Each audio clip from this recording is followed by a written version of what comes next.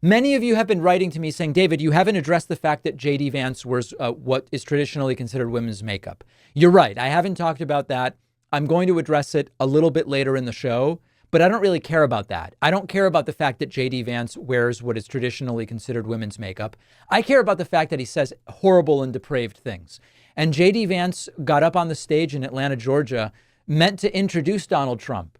And he is revitalizing such stupid debunked talking points that they can't possibly be to win over any new voters, because no new voter would fall for this stupid stuff.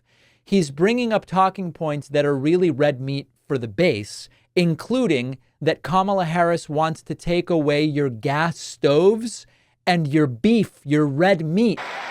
Harris wants to ban fracking, ban offshore drilling, take away your gas cars. And by the way, I think in America, you ought to be able to drive whatever the hell you want to, because this is America and we believe in freedom.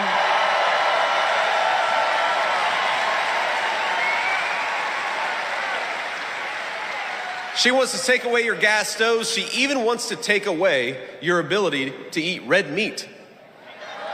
That's how out there she is. That's real. The fake news will fact check it. They'll fact check it true. She actually said that. In other words, she thinks that she's better than us. She thinks she's better than you. Who needs enemies when these are your friends? This is your running mate supposedly trying to get you elected.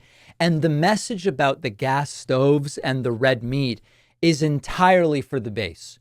You're not going to convince independent voters with that. These are not the sorts of lies that corporate media will report on and say, J.D. Vance and the Trump-Vance campaign strongly hitting Kamala Harris over her desire to eliminate and ban gas stoves and red meat. These are not going to be persuasive lies to anyone other than your base. And you don't need to persuade your base because they're already there cheering like the brown-nosing cultists that they are. So this really doesn't help them. In the same way that we talked with Republican Tim Miller last week about the fact that J.D. Vance as a candidate does not expand the electorate for Trump whatsoever.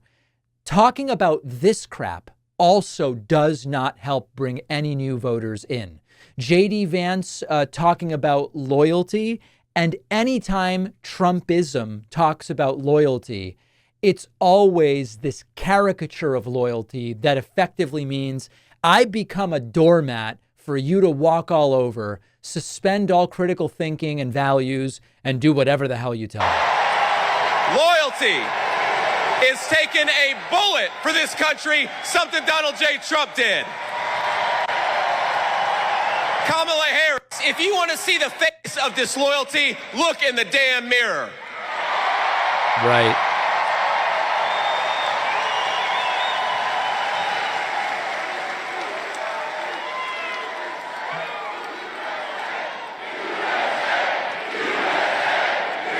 So the crowd is very excited by it, but I don't think this stuff wins them a single vote.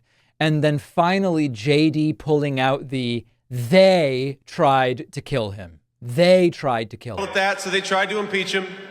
They failed at that, so they tried to put him in prison. They even tried to kill him. They tried to kill him. But as a reminder, they is a single Republican whose Republican gun-owning dad had Trump signs in his front lawn, and who the FBI found a social media account connected to, which espoused xenophobic and anti-Semitic rhetoric. What a big surprise. They seems to be one of their own. So J.D. Vance not helping Trump, Trump not helping Trump. Let's now talk about the Georgia Republican reaction to this ridiculous rally.